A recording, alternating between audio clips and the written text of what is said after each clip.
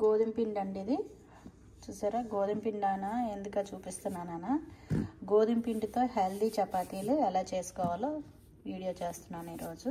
చూడండి, ఫాలో అవ్వండి. హెల్దీ అంటే ఏంటంటే మొత్తం అన్నీ ఇప్పుడు కొమ్ము చెలగలు అవన్నీ ఉన్నాయి కదండి, అన్నీ ఉడకబెట్టుకోవాలి. నట్స్ అన్నీ మీకు ఏమేమి నట్స్ ఉడకబెట్టుకున్నానో చూపిస్తాను, చూద్దాం రండి. సరే, కొమ్ము చెలగలు, బీన్స్, ఇంకా గ్రీన్ బీన్స్, ఇంకా ఉలవలు, బొబ్బర్లు అన్నీ కలిపి ఉడకబెట్టుకున్నానండి. ఉడకబెట్టుకునేవి ఇవన్నీ మిక్సీ చేసుకోవాలి.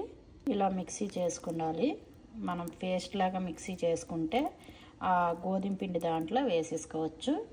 ఇది హెల్దీ చపాతీ అండి. మంచిగా స్నాక్స్ లాగా పెట్టుకోవచ్చు, బాక్స్లో కూడా పెట్టుకోవచ్చు. అది నచ్చితే లైక్ చేయండి, ఫాలో అవ్వండి.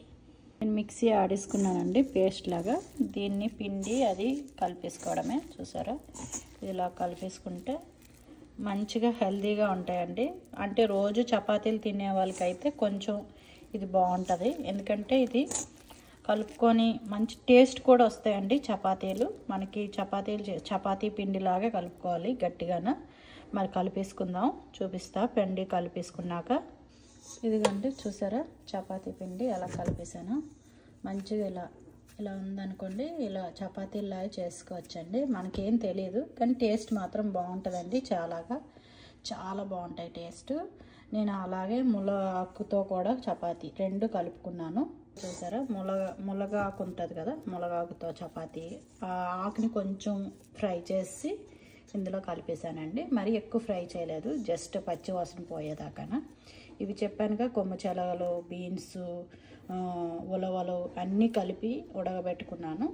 అవన్నీని ఇవి చపాతీలు నేను ఇలాగే చేసుకుంటాను.